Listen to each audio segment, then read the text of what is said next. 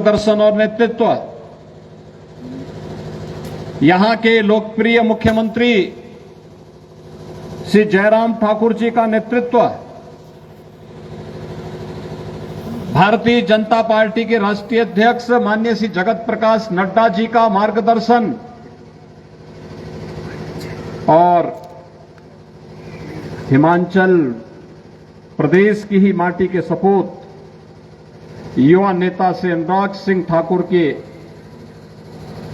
यशस्वी मार्गदर्शन में आज हिमाचल प्रदेश विकास की एक नई ऊंचाइयों को प्राप्त कर रहा है। कोई प्रदेश जब विकास करता है तो उस प्रदेश के हर नागरिक के जीवन में भी खुशहाली की एक आस जगती है। ऐसे ही जैसे आज भारत विकास कर रहा है तो पूरी दुनिया के अंदर रहने वाले भारतवंशियों के मन में एक नया विश्वास जागृत हुआ है। एक विश्वास इस बात का जागृत हुआ है कि भारत अब पिछलग्गू राष्ट्र नहीं, भारत दुनिया का नेतृत्व करता है और नेतृत्व करना की क्षमता आजादी के अमृत महोत्सव वर्ष में इससे ज्यादा देखने को और क्या मिल सकती है। जब ये देश 1947 में आजाद हुआ होगा, उस समय हमने नहीं देखा,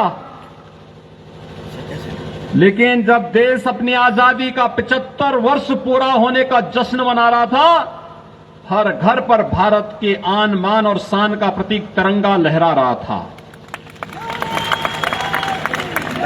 जब भारत अपनी आजादी के 75 वर्ष पूरा कर रहा था, तब भारत पर शासन करने 200 वर्षों तक शासन करने वाले ब्रिटेन को पछाड़ करके भारत दुनिया की 5वीं बड़ी अर्थव्यवस्था बन रहा था। भाइयों बहनों, ये हर भारतवासी के लिए गौरव की बात होती है। आज दुनिया की कोई समस्या नहीं जिसका समाधान भारत के बगैर हो जाए। एक और वैश्विक मंच पर बढ़ती हुई भारत की प्रतिष्ठा और भारत की ताकत, दूसरी तरफ भारत की सुदृढ़ होती हुई सीमा। आज कोई दुश्मन भारत की तरफ टेढ़ी नजरों से नहीं देख सकता। उसे मालूम है कि अगर वो भारत की तरफ टेढ़ी नजरों से देखेगा तो उसका काम तमाम होना ही होना है। क्योंकि आज भारत के रणबांकुरे सर्जिकल स्ट्राइक और एयर स्ट्राइक करने में भी अब कोई भूल नहीं करते, किसी चूक नहीं करते और कोई देर भी नहीं करते। भाइयों बहनों, ये भारत की ही ताकत है। भारत के अंदर आतंकवाद की जन्नी कश्मीर की धारा 370 प्रधानमंत्री मोदी जी के नेतृत्व में सदैव के लिए समाप्त हो जाता है। अब आने के लोग चाहें तो जम्मू कश्मीर में जाकर के अपने लिए जमीन खरीद सकते हैं, कोई रोक टोक नहीं। क्योंकि जो अधिकार जम्मू कश्मीर के नागरिकों को जम्मू कश्मीर के अंदर होगा, वही अधिकार हिमाचल के नागरिकों को भी वहां पर प्राप्त होगा, क्योंकि वह भारत का हिस्सा है। एक भारत श्रेष्ठ भारत की ही परिकल्पना है। और भाइयों बहनों, एक और वैश्विक मंच पर प्रतिष्ठा, भारत की सुरक्षित होती हुई सीमाएं, आंतरिक रूप से सुरक्षित भारत, इंफ्रास्ट्रक्चर डेवलपमेंट के नित नए कार्य और कोरोना महामारी के दौरान भी अपने देश की जनता की हिफाजत कैसे करनी है। फ्री में टेस्ट,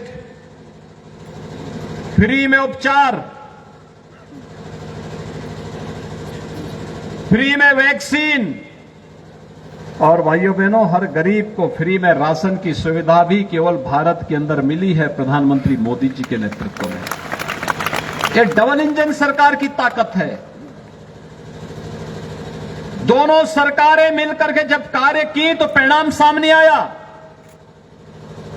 मैं पूछना चाहता हूं आपसे,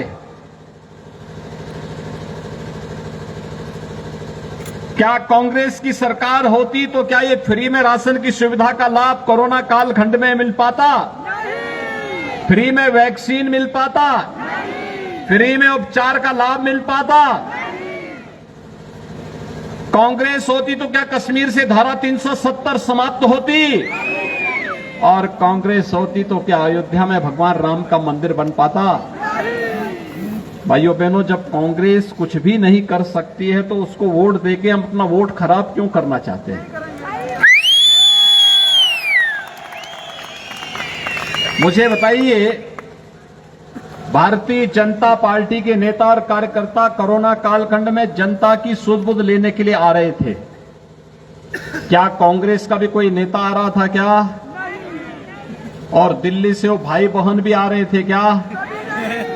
भाइयों बहनों, जब देश संकट में होता है, दोनों भाई बहन को जनता की याद नहीं आती है, तब दोनों को नानी याद आती है। इटली में नानी, तब उन्हें इटली याद आती है, तब कुल्लू नहीं याद आता है, आनी याद नहीं आता है। तब भाइयों बहनों, उनको अपना परिवार तक वे सीमित हैं। कांग्रेस के नेता केवल अपने परिवार तक सीमित है और प्रधानमंत्री मोदी जी के नेतृत्व में भारतीय जनता पार्टी के हर कार्यकर्ता के लिए 135 करोड़ का भारत ही परिवार है और उसकी सुरक्षा, उसकी समृद्धि और उसकी खुशहाली के लिए कार्य करना वह अपना कर्तव्य मानता है। और इस कर्तव्य का निर्वहन करने के लिए ही श्री लोकेंद्र कुमार को भारतीय जनता पार्टी ने अपना प्रत्याशी बना करके इस आनी विधानसभा क्षेत्र से आपके बीच में भेजा है। कोई सोच सकता था कि हिमाचल प्रदेश में भी एम्स खुलेगा? भाइयों बहनों, आज एम्स का निर्माण हो चुका है। Indian institute of management IIM की स्थापना हो चुकी है। हर जिले में मेडिकल कॉलेज का निर्माण कार्य युद्ध स्तर पर चल रहा है। बड़े डैम बन रहे हैं, हाइड्रो पावर का कार्य भी यहां तेजी के साथ चल रहा है। उद्योग लग रहे हैं और यही नहीं, हर गरीब को 5 लाख रुपए की स्वास्थ्य बीमा का कवर आयुष्मान भारत और हिम केयर के नाम पर भारतीय जनता पार्टी की डबल इंजन सरकार ने दिया है।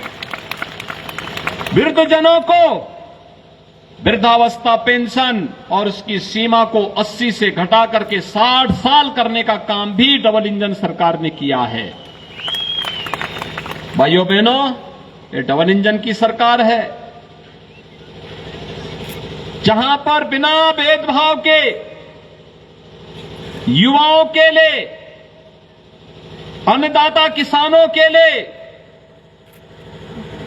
बहन और बेटियों के लिए, व्यापारियों के लिए और समाज के प्रत्येक तबके के लिए शासन की योजनाएं बिना भेदभाव के तैयार हैं। डबल इंजन की सरकार का ही एक कमाल है और इसलिए भाइयों बहनों, आप सबसे अपील करने के लिए मैं आया हूं। मैं तो आपका अभिनंदन करूंगा कि भारत के इतने दुर्गम क्षेत्र में रहकर के प्रकृति की चुनौतियों को झेलते हुए भी आप लोग लोकतंत्र के इस उत्साह में सहभागी बने हैं। आप सबका मैं हृदय से अभिनंदन करता हूं और आप सबसे अपील करता हूं कि भाइयों बहनों, भारतीय जनता पार्टी ने से लोकेंद्र कुमार को, जो सचमुच एक फक्कड़ कार्यकर्ता है, जिसको केवल समाज सेवा के लिए ही जिसने अपने आप को समर्पित किया है, उसे अपना प्रत्याशी बनाया है और इसीलिए आप सबसे अपील करने के लिए आया हूं। डबल इंजन की सरकार बननी चाहिए ना? बननी चाहिए। पूरे हिमाचल में लहर है। मैं अब तक 11 सभा हिमाचल प्रदेश में कर चुका हूं और मैं कह सकता हूं, हर एक जनपद में मैं लगभग गया हूं और मैं कह सकता हूं कि हिमाचल प्रदेश में जो लहर, उसको देखते हुए भारतीय जनता पार्टी की डबल इंजन सरकार के लिए जनता के मन में अपार उत्साह है। इस उत्साह को वोट में बदलना है। आप तैयार हैं? 12 नवंबर को जब मतदान होंगे तो आपका चुनाव कमल चुनाव चिन्ह के लिए आप सब तैयार होंगे। भाइयों बहनों, चुनाव के दौरान एक कठिनाई होती है। हर व्यक्ति की अपेक्षा होती है कि प्रत्याशी हमारे घर में आए। चुनाव का पीरियड मात्र 14 दिन का होता है। 14 दिन में हर घर तक पहुंचना प्रत्याशी के लिए कठिन होता है। क्या आप सभी लोकेंद्र कुमार बनकर के घर घर जाएंगे? सभी लोग जाएंगे? सभी लोग सहमत हैं? मैं आप सबसे ये अपील करूंगा कि हर व्यक्ति लोकेंद्र कुमार बनकर के घर घर में जाकर के कमल चुनाव चिन्ह के लिए समर्थन मांगे और 12 नवंबर को हर बूथ पर केवल कमल कमल कमल ही नजर आना चाहिए। सहमत हैं? सभी लोग सहमत हैं? दोनों हाथ ला करके मेरे साथ बोलेंगे। दोनों हाथ ला करके, जहां तक मेरी आवाज जा रही है, दोनों हाथ ला करके बोलेंगे, भारत माता की, भारत माता की, भारत माता की जय श्री राम, जय जय श्री राम।